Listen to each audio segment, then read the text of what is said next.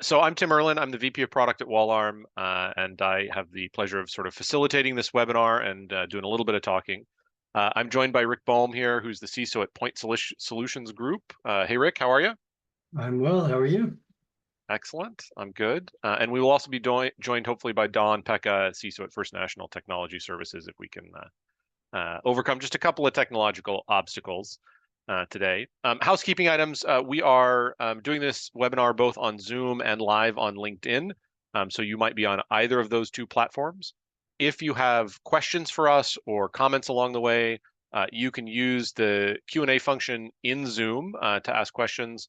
You can also post those questions in LinkedIn, and we will do our best to try and get to them either during the session or at the end of the session as well. So there's that. And of course, everyone always asks if the session will be recorded. Yes, it will remain available on LinkedIn for you to stream, of course, at your leisure, but we'll also have a recording that we can distribute if you're interested in that as well. So that's the general housekeeping items. In order to start this conversation, I thought it would be worthwhile to just sort of talk a little bit about the API security threat landscape before we dive into the program itself. What you should know or think about in developing an API security program. Just a little bit about the threat landscape. And in order to have that conversation, there's a little bit of data that I can share, and then I can get Rick's contribution on it as well. One of the things that Wallarm does is a quarterly API threat stats report. And then we do an annual summary at the end of the year as well. But every quarter, we look at data from our own platform, the attacks that we've seen. We look at and analyze all of the reported vulnerabilities that are related to APIs, and we look at the API security incidents that occurred within that quarter, and we produce this bit of analysis. And it's interesting to look at because it shows us what that threat landscape looks like. It gives us some information about the trends. So I've pulled up a couple of slides out of that report. The first here is the CVE analysis. So this is from Q2, so the last quarter. There were a total of 384 CVEs related to API security or to APIs in that quarter. And that's an increase. I can't remember the percentage increase, but it is an increase over the previous quarters. And we kind of pulled out the top 5 products affected. Now, the interesting thing about the CVE analysis is that these are, of course, reported vulnerabilities, API-related vulnerabilities in commercial products. So this ignores, by definition, all of the vulnerabilities that might exist in custom-built applications that an organization might be delivering and not shipping as a product like Dell or D-Link or GitLab, or Grafana. Those are all featured up here. And then we sort of categorize them along the bottom as well. And so, Rick, from your perspective, is this kind of data surprising to you to see in the market, or does it match up with your experience as a CISO? And actually, it's probably worthwhile for you to share a little bit about, you're a CISO, but you're a CISO with particular perspective around penetration testing. So share a little bit about your background and why you're here as well would be helpful. Yeah. So it's a good point. The first 30 years of my career really was spent as that corporate level CISO, publicly traded companies, Oracle, Pearson, very large publicly traded companies. Always on the defensive side, focused, that 75% on the defensive side, 25% on the offensive, oftentimes relying on third parties to do all my testing and such like that. This year, I actually flipped sides, changed capes, and I run red team operations for Point Solutions Group. And what we do is essentially we are testing all of those attack vectors. So all those things that used to keep me up at night, all those things that made it so I didn't want to be a corporate level CISO anymore, because as you all know, corporate level security, you have to protect every window, every hole, every portal, every door, and I only need to find the one. And as I've flipped through this, and really I've spent the last 5 to 7 years focusing on offensive security personally for this transition while still being that defensive CISO. So I started to see things a little bit differently over the last couple of roles I've had. But when I put that into application and API security, I think about the question you just asked, are these percentages, are they alarming or are they surprising? No, they're not. We're seeing more and more dependencies on APIs. APIs used to not be the primary attack vector. I can tell you right now from the red team operations, it's definitely a primary attack vector now. I know, simple things like, account takeover attacks. I think last I checked, we're, somewhere around 46% upwards in attacks from 2023 to 2024 on just ATOs. Sensitive data exposure. We're seeing a lot of messier or insufficient encryption. So sensitive data being exposed out there and shadow APIs. But the biggest thing, we talked about this at the onsite conference, is most companies right now, when I meet with them and start talking about these red team operations, and if we start talking about applications and APIs, on that focus on APIs, most companies cannot tell me their API inventory, or what they do is they tell me what they think their inventory is, and what I then come back and tell them what their inventory really is after we've fuzzed everything across there. But no, I mean, seeing, I think even injection flaws, we're seeing 40%. These are kind of in line, and I hate to say it, two of the logos you've got on your screen right now have been attack vectors for two of my red team attacks this year, where we were able to take over the company, give them their keys back afterwards, but we're through some APIs that you have on your screen here. So I'm not totally surprised. Alarmed, but not surprised. Yeah, that's interesting. One of the topics that I find interesting is that this distinction between, sort of custom software and, off-the-shelf commercial software. Yeah. Because when I talk to customers and practitioners, a lot of times API security is really focused in the AppSec group, which is focused on the things that we're building and developing more than the commercial products we might be deploying.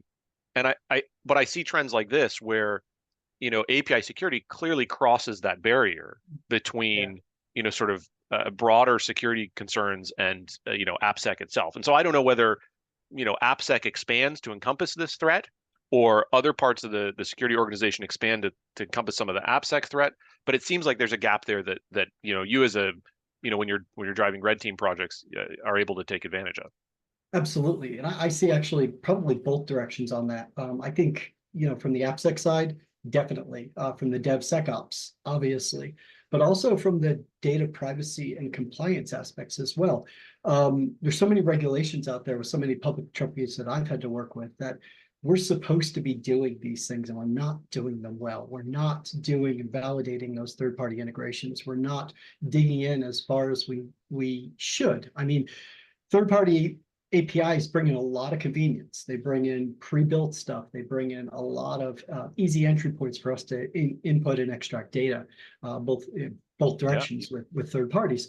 But with that, we need to develop very clear terms, very clear engagements on those third parties and how we're going to handle and secure that data and how well we're going to test that data. It's up to us. I mean, just because someone says, hey, I'm from, Dell, or I think the biggest one on here on your screen right here is D-Link. Hey, just because it's a D-Link API and they're a big company doesn't mean it's safe. It's as safe as the developers were on the time that they made it. And as we know, with the evolution of these APIs and time and technology and speed and GPUs and all the things that we use to break out of these APIs, they become vulnerable over time. They may not be vulnerable on day one. They may not be vulnerable in 6 months from now, but 18 months from now, they can become vulnerable. Many of the APIs that I've broken into this year are 18, 24 months old. And at the time, they're like, well, we tested the hell out of this at the time. Yeah, that's great. But guess what? We're in a different world today. The code is a little bit different. The libraries are a little bit older. The attack vectors have slightly changed. So it's ensuring that you stay compliant. Review, test, and re-review annually. You should be testing these APIs, and again, have them inventoried so that you know when the last time they were tested, what libraries they're calling, what API points that you're hitting on your side, and then more importantly, what data is actually being transferred on there. How much attention do you want to give to those APIs? Yeah, you kind of made this point. I want to call it out and emphasize it, that because it's not true for just APIs, it's true across the board for technology, that you can have whatever system it is in a state that has zero vulnerabilities, do absolutely nothing, make no changes, and it becomes vulnerable because outside of your control, a vulnerability has been discovered. Yeah, sure, that vulnerability was present there, but unknown. And that's important to understand that it requires proactive maintenance, proactive action in order to maintain that state of acceptable risk, right? I totally agree. Yeah. Yeah. Testing, So I want to, just the other yeah, day, we were testing something where just old Java libraries in an API being called made the whole API vulnerable. So happens. yeah, that's a great example. Great example. So I want to jump ahead to the next slide I had here. So we talked about sort of vulnerabilities. The other shoe, if you will, is the actual breaches that occurred. So this is the analysis of breaches from that last quarter. And it's there's some interesting logos up here. I pulled out 3 examples that I thought were worth talking about, but I'll point out the categorization on the right side here. These are some things that you mentioned, Rick, already. But there was a significant number of these breaches that were related to some kind of API leak. So some kind of leaked credentials or leaked tokens, something like that. Broken access control was number 2. That was 2 of the breaches. And then we had an API abuse incident and a broken authentication incident. And these are just from that last quarter. So, high level view. But there were 3 examples I thought were worth sort of calling out and chatting about. One from different categories, basically. So we had this breach with Optus, which is a Australian mobile phone telco provider. In their case, it was a broken access control.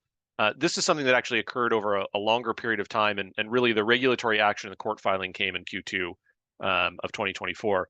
But they had a broken access control on 2 properties, I'll say 2 domains, right? www and api.optus.com.au. And they found one of them and they fixed it, but they left the API one vulnerable because they didn't know it was there. So this goes maybe to your point about inventory and understanding what's there. And it was a pretty simple attack using trial and error to find it, and they had 10 million affected customers. So that's kind of a broken access control scenario. The Dell example was API abuse. This one is interesting because there wasn't really a technical vulnerability that was exploited. It was a business process problem where you could sign up as a partner with basically no validation. And then, yes, there was no rate limiting in place, but once you were a partner, you could essentially scrape all of the partner information. And so this attacker was running something like 5,000 requests per minute over a period of 3 weeks and ultimately pulled down 49 million affected records. So an abusive situation. And then the last one here, Rabbit, if you're not familiar, Rabbit is a sort of an AI tool, hardware AI tool. They're the API leak example I pulled out. Hard-coded API keys in their code base that gave the attackers the ability to access responses or brick devices. The history of conversations you've had. This one was called out because there was a somewhat controversial response from Rabbit to the report. But it's a good example of an API leak there. And it looks like Dawn has managed to join us. So welcome, Dawn.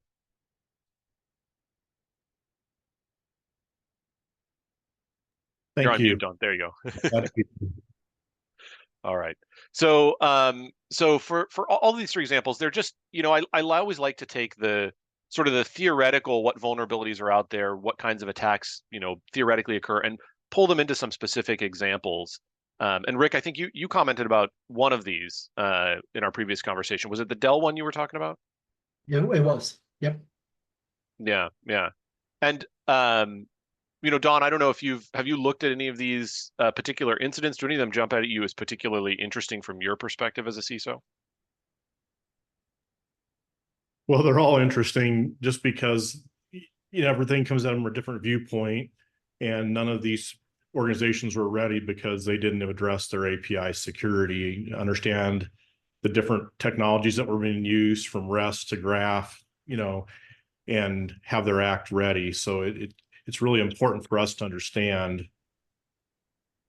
what we need to do around discovery, hardening, and understanding the technology uses of it. And I think that's where they all had their problems.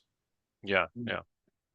And so with Rick, we had a chance to talk a little bit about the vulnerabilities that are out there. I want to give you a chance, Dawn. Do you, from your perspective, what are those key threats that you see that people should be worried about? for API security?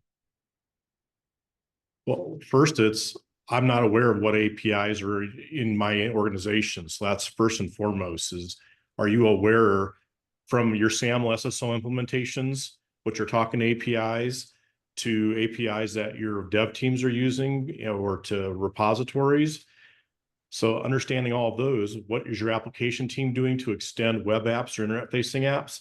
And then from that point, the technologies that are in use, and then how do I actually harden? I mean, those are the initial steps that you have to be concerned about. Yeah. But it all Yeah. starts with discovery. Yeah. So I think we're making a transition here from that threat environment, which we covered a little bit there, to the core of this conversation, which is what are the key elements of a successful API security program. And before we dive into that first key element, I'd actually like to ask the question, what does a successful program look like? In other words, you can put in place lots of different programs that involve an awful lot of activity, but how do you as a CISO know whether you're being successful in terms of API security? Unfortunately, I think one of the biggest thing is lagging indicators. When's your last breach? When was your last attack? When's the last time you saw an attack? When you start looking, me and again, my most recent publicly traded role as a CISO on the defensive side, API gateways essentially as shields, using rate limiting. Do I know where first of all, from an inventory perspective, do I know where every API is? Am I in control of development teams and when they're launching APIs? Do I have continuous monitoring? I know I was getting into some AI-driven anomaly detection for APIs as well in my last role. Really building the KPIs around that and understanding what are the KPIs telling me versus those lagging indicators of when I'm seeing monitoring alerts coming in or potential data expils or ATOs and things like that. But being able to essentially prepare for, am I prepared for an API attack? Am I prepared for an incident that's API driven? And then from there, what are my KPIs around inventory, around control, around the whole software development lifecycle, around continuous monitoring, anomaly detection. It has to be KPI driven, but unfortunately, you don't know it's all working until those lagging indicators don't show up. Yeah, establishing those KPIs is important, and having them. Well, we'll get to this idea of having them connected to the business in some way, but it's interesting. I had a conversation a few years back with someone who was implementing a vulnerability management program at a large, sort of large financial institution, and I really wanted to understand why they were doing it. Like, what's the connection to the business? And the individual who's responsible for implementing the program basically couldn't make that connection. I said, why are you doing this program? And they said, well, because it's a budgeted project. Okay, but why is it a budgeted project? And that lack of connection to the business is can be a real challenge, I think, and it's important that those KPIs connect there. So we've touched on this multiple times already. It's almost impossible to have an API security conversation without getting to this sort of first key element. But I wanted to have a placeholder in the conversation for us to talk about it because Don, you said it, Rick, you've said it. The starting point for an API security program is discovery or inventory, and let's just put a fine point on it. Why is it so important to have a complete inventory of your APIs as that starting point? Well, if you think about that, if you don't know, it's an unknown risk. If you're not actively scanning for those, and I would even say from multiple angles, and talking to your vendors, talking to your developers, talking to the business units, and understanding, asking them very detailed questions about where they're headed with APIs, what they're doing with APIs. The vendors, are you embedding these? Because sometimes vendors will have them embedded. We don't even know that until we discover it. So it just gets to having conversations, building strong relationships where you're constantly asking this and then following through on it and documenting it. And this is a continual process. You can't, you continually are working through it. Yeah, so let me pull on that thread a little bit, Don, because you gave an example there. You said sometimes a vendor will have an API and the customer doesn't even know it's there. So there are two ways that works in my mind. One is an actual API, like the entire API is unknown. That seems a little less likely, but certainly possible. And then, of course, the much more common situation where you have specific endpoints that are present, functioning, but either not documented or not part of the spec, and those create a particular kind of risk. Is that what you're talking about? Or are you talking about one or the other of those Both. in particular? Both. Yeah. Yeah. And let's talk about what that risk is. So if I've got an unknown endpoint that is functional, what's the risk to me as the owner of that application or the owner of that product? Why does that create risk for me? Direct access inside your org. I mean, Rick will tell you in his engagements, you can go to that API and get directly access to the hardware, direct access to the infrastructure, and now you have privilege escalation is easy because more than likely the keys or the administration pieces aren't secured in that API. So they can grab the credentials, they can grab whatever they need to continue to go through your org. Yeah. So yeah, Rick, does that resonate with you? Unknown APIs, or where a customer may say, "Oh my gosh, I had no idea that API was there." Well, right off the bat, I know if they don't know the API is there, it's very likely that there's no centralized logging or monitoring or any type of validation of enforcement of any type of gateway or any type of guardrails you're trying to put around that API. So if you don't know it's there, it's a shadow API, very likely that if I find it, I'm going to exploit it, or I'm going to at least make every attempt at breaking out of that API and see what I can make it not do or make it do that with something that you did not intend for it to do. Yeah, that's really interesting because I've thought about shadow APIs as a risk because they present functionality that an attacker might want access to or get access to.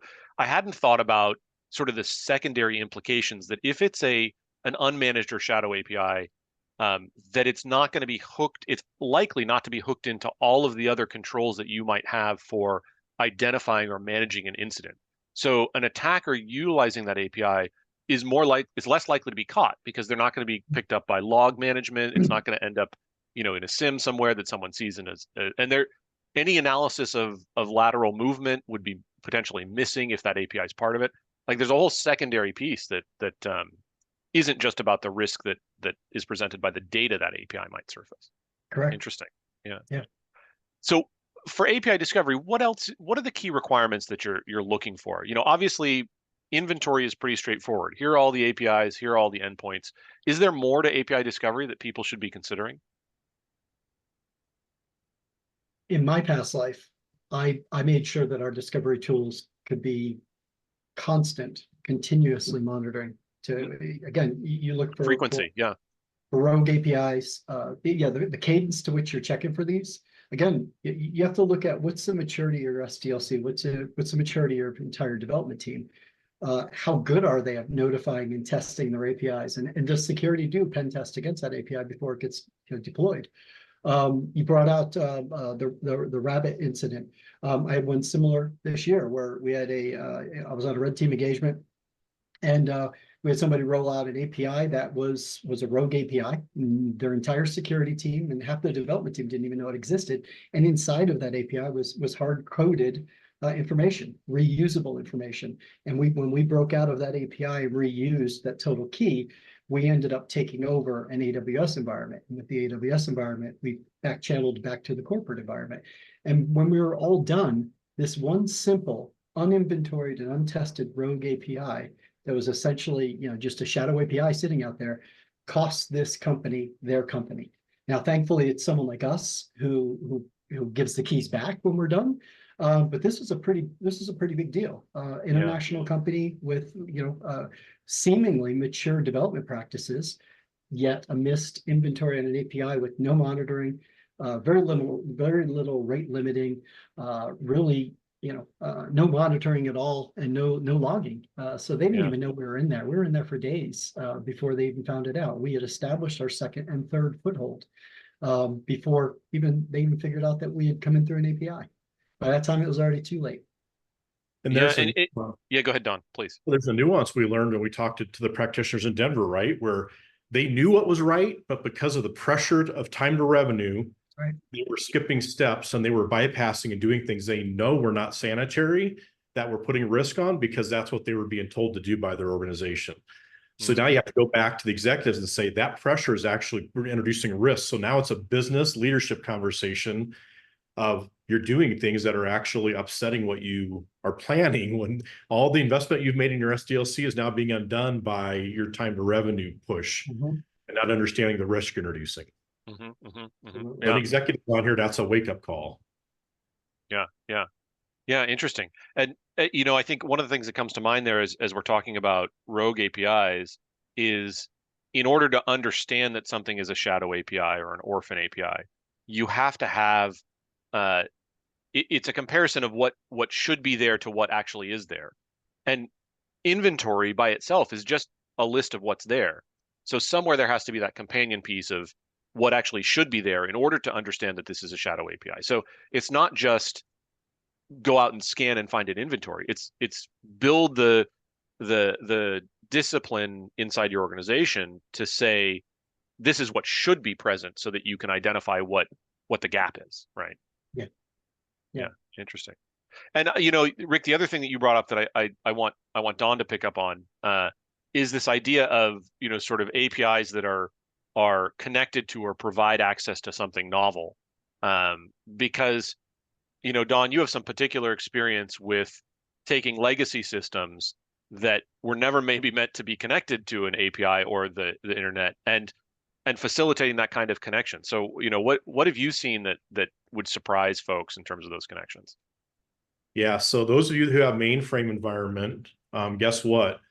The reason that mainframe environment today is useful to you is because you've extended it using an API to a web app or to the internet.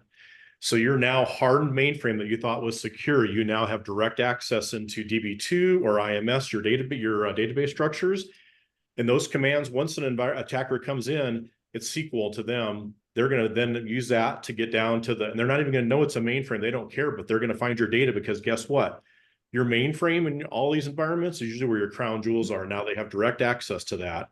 So we're a mainframe specialty shop, and that's one of the things that we're always talking to our customers about is as soon as you extend that mainframe, the security changes on it. Now you have to harden everything around that environment from the web, from the mainframe up. So good call out.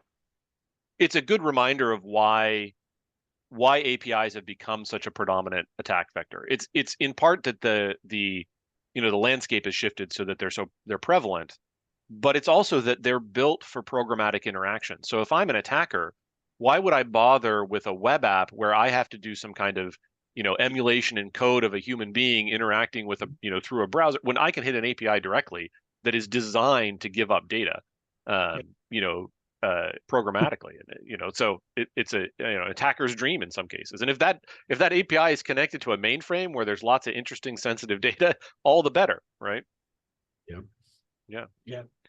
So the second topic, so we all agree discovery is a starting place, and it's more than just building an inventory. It's really about building that inventory, comparing it to what you expect to be there, and understanding how that inventory is connected to your infrastructure.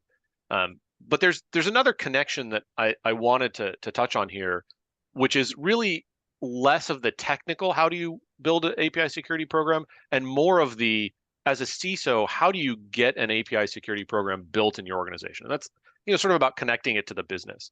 And Don, in our preparation call, we talked a little bit about how do you position API security to the board?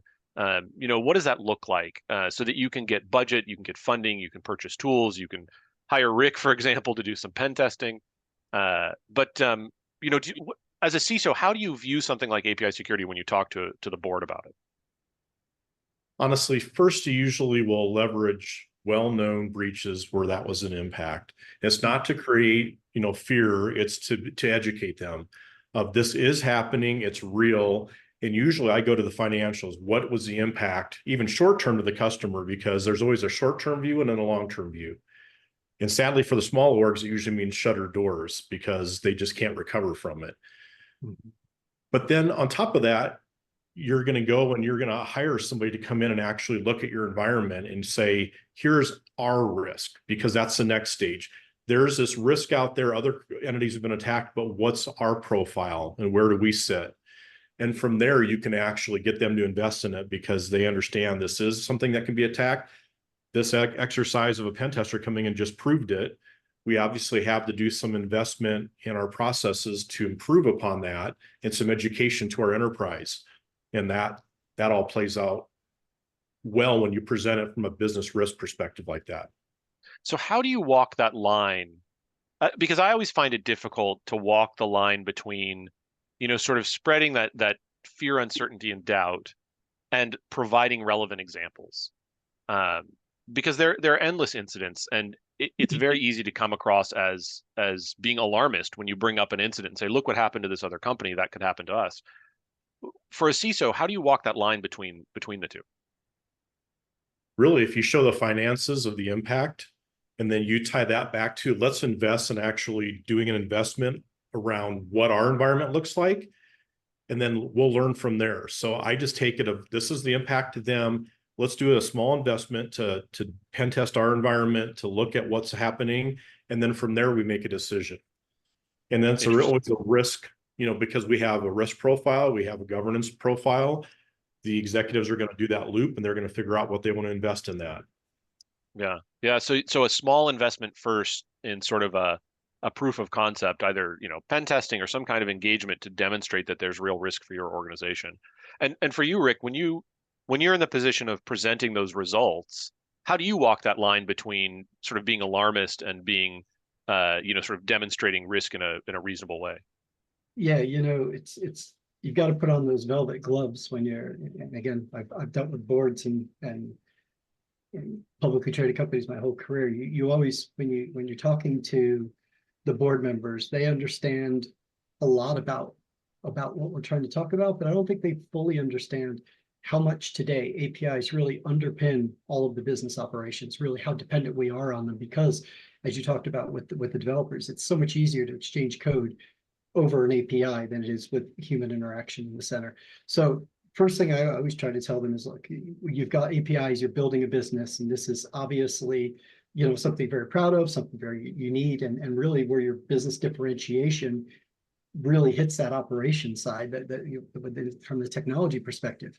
But ultimately, without sounding like an alarmist, we have to remember that building an API, I'll tell you this right now. First off, I'm not a dev. I am the opposite of dev. I break things, right? So the other day, just to prep for this, about a week ago, I started building my own API into Notion to just build a pen testing portal just to see what is this going to be like dealing with an API. But let me put myself in their shoes for a moment. And let me tell you something, it sucks. Because everything I know about how to break the API was running through my head as I'm trying to write it. And I'm like, and I'm writing something that, if to put it in a physical sense, you're building something out of raw iron that's going to sit outside, and from the minute you're done, while you're even building it, it's starting to rust. And it's going to rust away over time. And that rust represents obviously the vulnerabilities and the exploitation that can take place over time. And unless you really keep up on this thing and polish it and paint it and everything every day, it's going to start to rust. And having that reality hit me while I was building this API tells me that for the past however many years, I have looked at something and tried to figure out what will make it break. What can I make it do? How can I step outside of these guardrails? And I try to explain that to the boards. It's like, this is a very important, business critical piece to your business. This runs your business operations. This runs your data exchange. This runs some of your interactions with your third parties and dependent services. However, it needs care and feeding, just like your car needs care and feeding. If you let your car go too far, if you let your brakes run down to where the rivets run into the rotors, guess what? You've got to buy rotors, you've got to buy brakes, brake pads, and probably even, maybe even some brake components as well, versus just replacing the brake pads when they get halfway worn, not when they become those rivets. So essentially, the proper testing, monitoring, vulnerability patching, building out a mature SDLC costs way less than dealing with the overall aftermath. And of course, your credibility out in the marketplace, should you not do those things up front. Mm-hmm, mm-hmm. Yeah, that's interesting. And it's I think of that example you had with Notion. When you're connecting two SaaS products, via an API or building some automation, you generally aren't employing a whole SDLC. And so it's like, I don't know that I can extend the metaphor reasonably, but I don't know what the brake pads are in that case, right? Because it's not a whole developed application where you've got checkpoints and along the way you've got a CI/CD pipeline, but there are a ton of those types of integrations out there and a ton of APIs supporting them. Yeah. Yep. And it's still my data going over that pre-built API, third-party API. So it's still up to me to monitor, to ensure that, when I go into that account and I look at the API logs on my Notion side and I see all that I can understand and know that every one of those requests are as expected. They're coming from an area I've expected. They're going to an IP that I'm expecting, and the data exchange that's taking place over there. That's all within my control. And I think that's the part from a third-party API you have to monitor. The part I built on my website itself, I know I've got to keep up with that as well. But you're absolutely right. There's a data exchange there between two SaaS products on an AWS side to Notion, which thankfully on this side I was building my own web pages as well. So my PHP code was the part that I would have to actually keep up with. But like I said, you're looking at from a red team perspective, I'm looking at every possibility that can flaw this API and make it step outside of what I really want it to do, and testing against that, and unfortunately being successful with it. Yeah. Well, I think you're connecting it to Atlassian, to Jira, to ServiceNow. These are all critical stuff about your operations and your businesses, and you allowing an API to be your front door just to make SSO easy. But once again, are you managing the risk and actually monitoring that? Because now that's the gateway. Yeah. Another gateway. Companies aren't. And you mentioned, Rick, the data, and I think Don, you mentioned sensitive data, earlier. When we talk about sort of connecting API security to the business, I can't help but see the flow of data and identification of that sensitive data as one of the mechanisms by which you can create that relationship. Say, look, you as a board member might not understand what an API is, but you understand that this data is sensitive and we need to protect it, and it flows in this way, and we can talk about it as shifting to APIs or being present in those APIs as a means there. Well, then you can approach it from a regulatory or compliance perspective, because now you have all these data privacy laws. You have to be able to protect that data and know where that data is flowing, or run risk of, immediate trust issues with your customers and financial fines, impact to the business again. Not good light. Those auditors, they're they're a lot like attackers, but they tell you when they're going to show up and what they're going to look for. So, but the consequences are, financial consequences, very real. Yeah.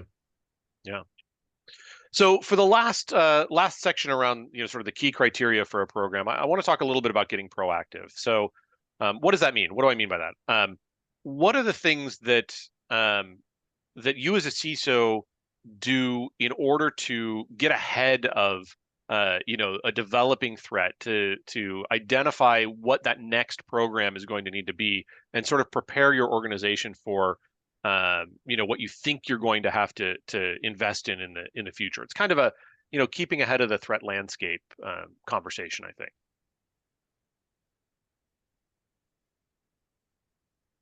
I'm always going to rely on my people first and foremost. I'm going to make sure they're educated, they're aware of the technologies that are in use, the development, the processes the developers are using, making sure our vulnerability management tools are staying current, making sure all of our tooling that we're relying on doing discovery and telling us the state of APIs is well managed, and that reducing the noise, because what we see is a lot of the tools create noise, and then that creates wariness, and then we miss things. So those are, looking at microservices, looking at the CI pipelines and tools, your multi-cloud deployments, your analytics, this whole comprehensive picture. There's a lot of things that tie into and play in that environment, and you have to understand. So this is the way I present it to my team. Our networks are a symphony. They have an ebb and flow. There are things at the end of quarter, end of month. We can learn services, ports, activity, traffic. We can see patterns. When things that aren't part of that pattern happen is when we need to have our alert on. So I really coach. We're always in looking operationally and learning what that symphony is. And then when does something happen that is dissonant? And that's what we want to focus on, because that's probably a good indicator of something's wrong. Yeah, yeah. Rick, for you, I might you can answer the question I asked, but I might reverse it for you and say, what do you wish organizations that you engage with now had done proactively before they engage with you? You know, it's the same. You know, again, having years of attacking in my head as well here. I found when I started doing offensive security alongside of my defensive teams and partnering with some very good pen testers that I happened to have my own red team at my last role.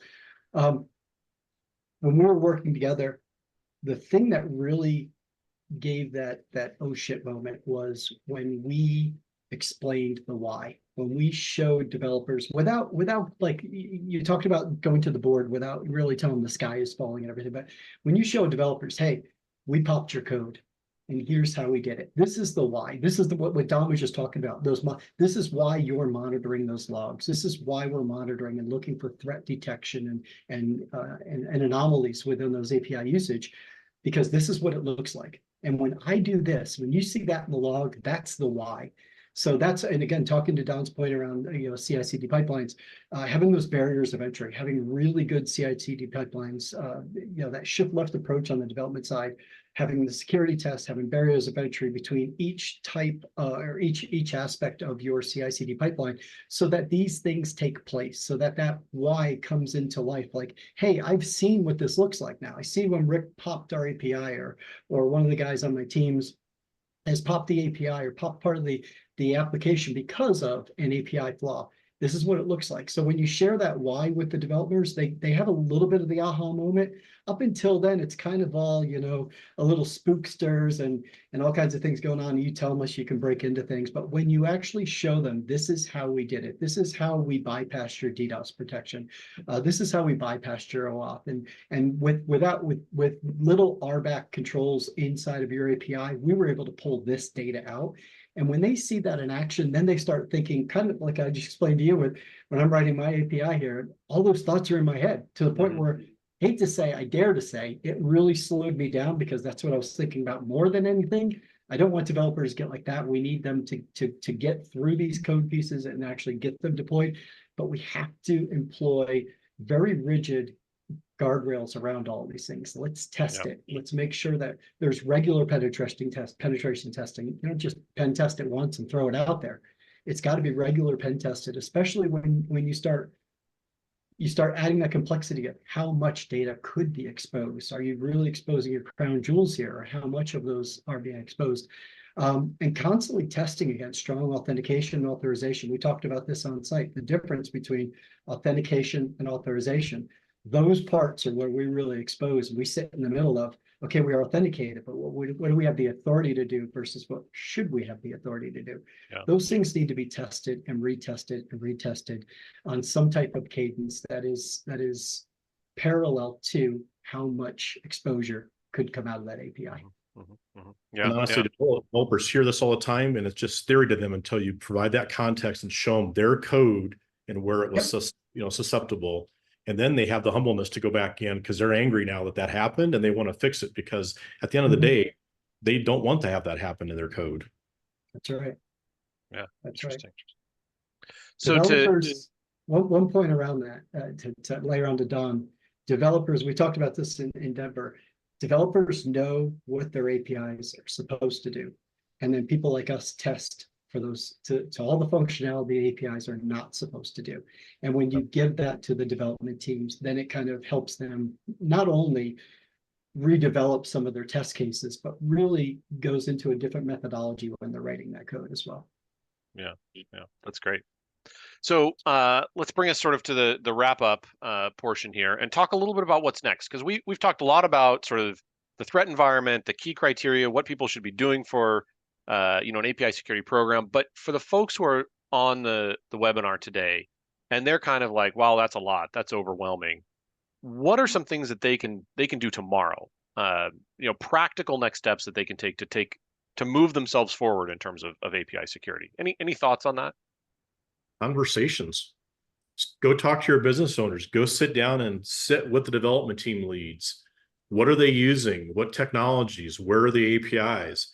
If you don't have this in your roadmap yet, those are the first conversations. And then take all that you get and go have a conversation with the board. This is what I went and talked to all these business owners. I want to understand. Well, I kind of looked at the risk overall. Here's some things that have happened in the industry around this. What do you want to do about it? I suggest we do a vulnerability assessment or we do a pen test to actually learn what's real. And then those are concrete steps you can take, small, and they get bigger and they get more expensive the deeper you go, but you're involving the entire risk appetite of the org when you go that route. Yeah, thanks, Don. Yeah, Rick, anything to add to that? Yeah, and listen, things are going to happen. I would say, again, inventory, testing, have those conversations, share what's found in those testing processes, train developers on the API security best practices. We talk about the OWASP top 10 is nothing more than a reshuffling every year. And then I hate to be the negative person, but a lot of monitoring and very quick response for API breaches. It's going to happen. I mean, the reality is it's going to happen.